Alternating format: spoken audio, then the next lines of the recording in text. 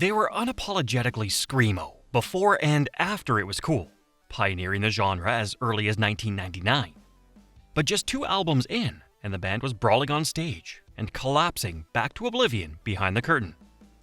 This is the story of Finch, the incendiary band that lit the match of the Screamo post-hardcore explosion, but didn't survive the blast.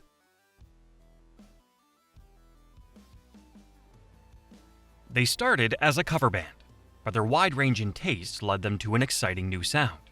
Formed in Southern California's oft-forgotten wine country, Temecula, the founding members of Finch got together to jam, unsure of what common ground they'd find. Vocalist Nate Barcalow, guitarist Alex Linares, bassist Derek Doherty, and drummer Alex Pappas had already been playing as a Deftones tribute band when they invited Randy Strohmeyer, who at the time was playing guitar with a band called Avita Fresh, to their practice space.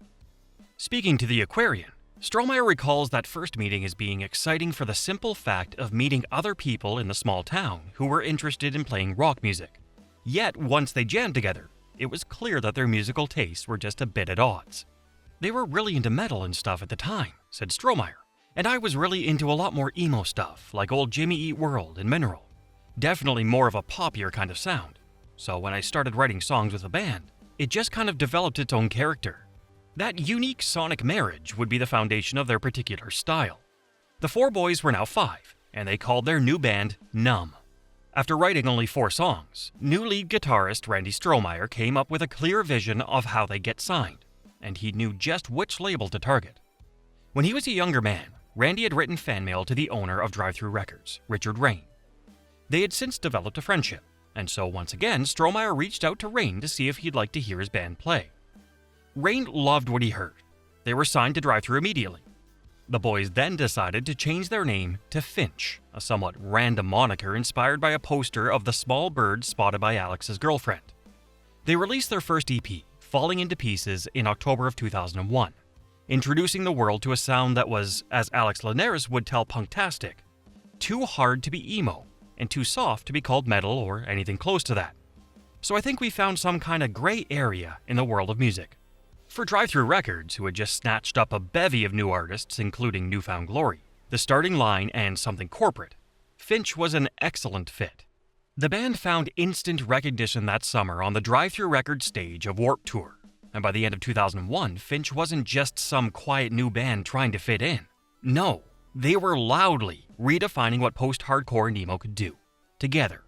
But what happens when a band this raw gets thrown into the pop-punk spotlight?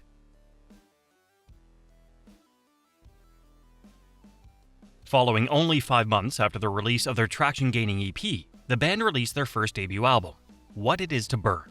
The album was met by massive support from the community and universal praise from critics. AllMusic called the album everything that is right with the punk scene. Strange Eons magazine dubbed Finch powerful and addictive, worthy of all the attention they get. For their debut full-length record, Finch found a perfect studio hand in renowned music producer Mark Trombino. Trombino was well known in the space for the work he did on albums by Blink-182, Motion City Soundtrack, and Jimmy Eat World. Once again, he proved to have the Midas touch. What It Is to Burn is a solid effort, packed with singles and undeniable staying power. The band was thrilled. The music video for Letters to You got tons of traction on MTV2, and the band spent most of 2002 on tour to promote the album. Their sound, being a blend of crisp, clean vocals, swinging harmonies, and hardcore screaming, finds its place onto several compilation albums of the time. Remember, this was 2002, and back then labels still put out cheap sampler collections of bands from their roster. An acoustic version of Letters to You appeared on the very successful Punk Goes Acoustic compilation, and Postscript was featured on Atticus, Dragging the Lake, a compilation from Atticus Clothing Company, curated by Mark Hoppus and Tom DeLonge of Blink-182. The guys of Blink had taken a particular shine to the young Finch, and to the pure delight of the young members, invited them to tour as their opening act. What's more, Blink even brought them on board their management company. This connection proved to be a monumental step forward for the band, bringing new levels of visibility to their act. The exposure was instrumental in Finch's sudden rise, giving access to large swaths of potential fans. Additionally, tours through the US, the UK, and Japan with Brand New, Coheed and Cambria, From Autumn to Ashes, and others helped gain fans from a more genre-specific space. The band would continue their aggressive touring schedule with such focus that it wasn't until a year later in 2003 when they would finally release their first commercial single, the titular What It Is to Burn. Somewhat fittingly given the name, the song caught fire. The opening build-up of drums and bass, brought to explosive crescendo by lead singer Nate Barkalow's sustained scream. The song instantly arrested the attention of the scene. The band was invited to play on national TV on both Jimmy Kimmel Live and Last Call with Carson Daly. Finch was now more than just a band. They'd ignited a movement. But pressure, brought on by their new status, was mounting. Would their next album build upon the success of their smash debut? And to do so, would they need to lean more into the hardcore side, or their emo pop side? The more they toured, the more recklessly unstable they became. The creative differences that had helped define Finch's sound had now become more pronounced. The bandmates fought about which direction to take the new songs. Mounting pressures and frustrations were only amplified on the live circuit. The band was so on edge, the smallest thing could set them off. And that's exactly what happened. On July 31, 2004, pandemonium broke out on stage at the Rolling Rock Town Fair in Latrobe, Pennsylvania. It turned out that another band, called Disturbed, had some serious beef to settle with Finch. The issue stemmed from an interview in 2002 with Mean Street magazine, wherein guitarist Randy Strohmeyer brazenly called out one of the members of Disturbed, saying, "I'd rip his stupid little piercings out. Their music is terrible, and what they're about, it's just shit." Disturbed's guitarist Dan Donegan didn't take too kindly to Strohmeyer's threats and approached the band just as they were set to take the stage. Moments later, fists were flying, and an all-out brawl broke out. Taking to their official website, the band released a statement that read, "Randy, our guitarist, walked over to Dan to explain that the comments he made a few years ago were a joke, and to give him a friendly handshake. Dan proceeded to assault Randy, and Disturbed's singer, David Draymond, attacked Mike Herrera, our drum tech, which caused a fight to ensue. We want everyone to know that Finch did not start this fight. However, we do not take kindly to being assaulted or having our lives threatened. We would like this little conflict to be resolved as soon as possible, but we will not give in to bullying bands threatening us or our fans." Looking to clear their own band's name, Disturbed also released a statement of their side of the confrontation, reading, "First of all, this all started with the death threats from Randy and Finch to the band and David that we take very seriously. There was no attempt from anyone from Finch to apologize or clear things up. This is not the new East Coast versus West Coast or emo versus metal.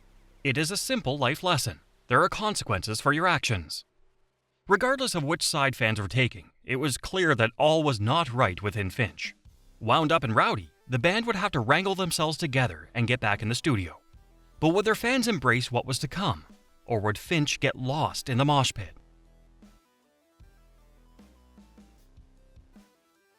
Say Hello to Sunshine was supposed to be the album that solidified their legacy, yet it fractured it instead. In a short span of time, the band's label changed hands 3 times, as Drive-Thru was absorbed by MCA and MCA by Geffen. Unfortunately, the band didn't fully survive the transition. In late 2004, drummer Alex Pappas left the group and was replaced by Mark Allen. After much creative strain, Say Hello to Sunshine was released. The songs are full berserk. The album is muddy, dark, and decidedly hardcore. Gone are the poppy hooks and innocent vulnerabilities of What It Is to Burn. And while the resulting 50 minutes demonstrates a clear improvement in the artistry and technical prowess of the band, it isn't the same Finch. Critics and fans were split. Drowned in Sound webzine called it a superb and well-rounded effort from a band that's trying to push its own boundaries, while gaming outlet IGN dubbed the record how Incubus may have sounded if they were deaf. The blending of the subgenres is what had made Finch so approachable to so many, and without the lighter side to balance out the darker elements, many fans became disenchanted. Yet, for those who enjoyed this new direction, there was a lot to love. Say Hello to Sunshine is a complex puzzle. Songs like Ink show off a fun mastery of lesser-used time signatures and danceable guitar riffs, while A Man Alone teases flashes of the old sound, before being taken over with blinding fury. Lead single Bite Marks and Bloodstains, while good and, well, very cool sounding, just isn't catchy like the earlier singles. Creative tension had always been the secret ingredient to Finch's sound, but their sophomore album did nothing to quell anyone's tempers. Perhaps unsurprisingly, the live shows began to lack confidence, and the band started to lose synergy. On February 19, 2006, the band announced that, due to other projects and commitments outside the band, Finch would be going on indefinite hiatus. So what happened to the scene's most promising band? And was this really it for Finch?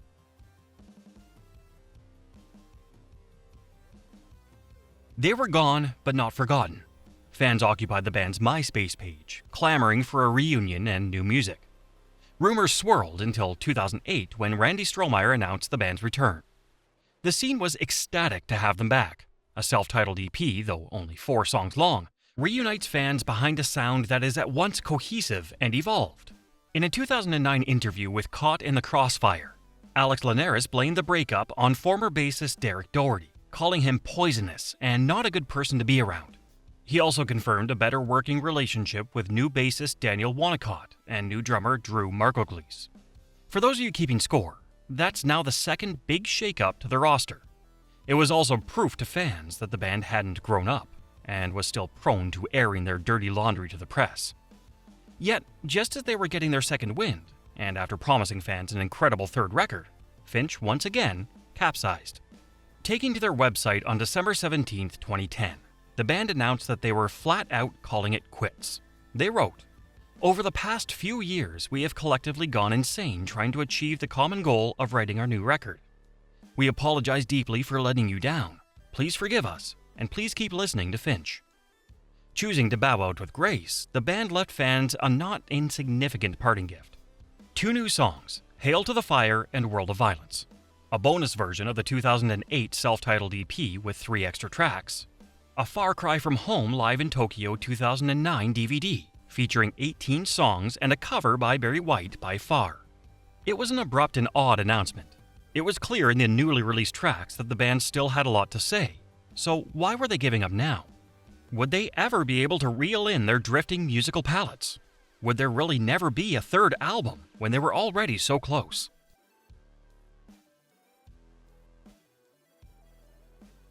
After another hibernation, they were back, wiser and more centered, but they returned to a whole new landscape. 2 years of separation proved to be all the time they needed, and with the 10th anniversary of What It Is to Burn Upon Them, the band felt it was time to retake the stage. Finch reunited on tour, celebrating their debut by playing it in its entirety. In 2014, they released a live album of recordings from the tour called What It Is to Burn X. The energy of the band is locked in and undeniable. Truly, for those who haven't listened, it's one of the best live albums of the aughts emo era. Presumably, the band understood the purity of their return, because shortly thereafter they released a long-awaited third album. 9 long years after the last studio record, Back to Oblivion finally finds the band's return home to the juxtaposing beauty of their original sound.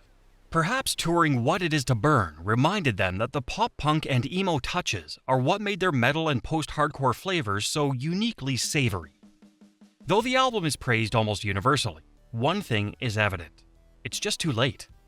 It's now 2014, and emo, post-hardcore, and almost anything adjacent are no longer as popular as they once were.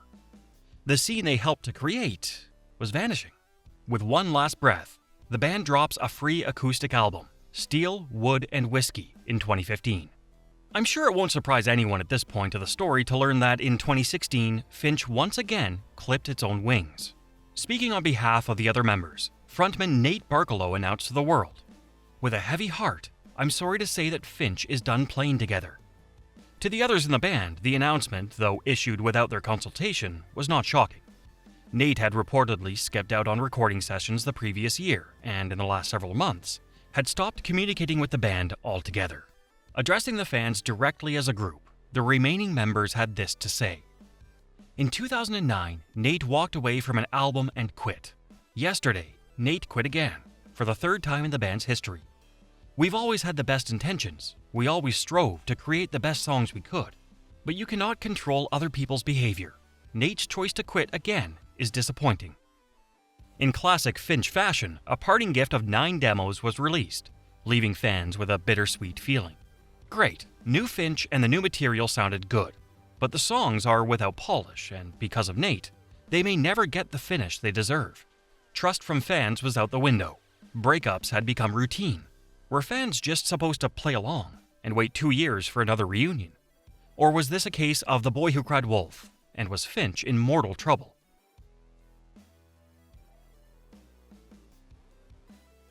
They may have flown too close to the sun and scorched their feathers, but in their prime, Finch was awe-inspiring. What It Is to Burn is now seen as a pillar of 2000s post-hardcore emo. For those who remember the era of CD binders with the plastic sleeves, the album was once in every cool kid's collection. Finch's sonic blueprint shaped bands like Say Ocean, Chiodos, Silverstein, and early Pierce the Veil. The satisfying fusion of metal and post-hardcore with the more playful flourishes of pop-punk and emo became a subgenre unto itself.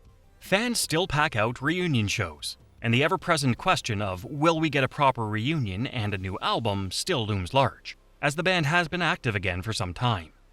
Back in 2023, the When We Were Young festival lured them out of their hiding place the way it had for so many great emo groups of the era. And the band is still on tour to this day, if only as a legacy act. Their compulsive nature is what makes the band so iconic. The hallmark of any emo or post-hardcore band is true, unabated passion. For Finch, the emotion was always real. The feeling that there could be an eruption at any time is what made the band so dangerously attractive. Finch always gave it their all, and never faked it. They placed so much raw emotion and intensity into their music, and that passion was, at times, more than the band could withstand. When they couldn't find harmony between their dueling musical influences, they just broke up, again and again and again. And with the success of their band depending entirely on containing and taming fury, maybe disbanding was always the only reasonable outcome. For Finch, their legacy isn't just in the disparate sounds they fused for their own musical art. It's the movement they helped to create, the outlet for an entire generation's angst that they provided. For many of us, finding a balance between rage and beauty was a constant daily struggle, and Finch so perfectly translated that feeling into musical purity. Were you a Finch fan? Do you think Back to Oblivion was a good enough final record, or is it even the final record at all? And did you know there's a somewhat secret unreleased album called World of Violence that was meant to be the band's third album? If you enjoyed this story, make sure to hit subscribe. New deep dives into your favorite bands and the stories behind them drop every week.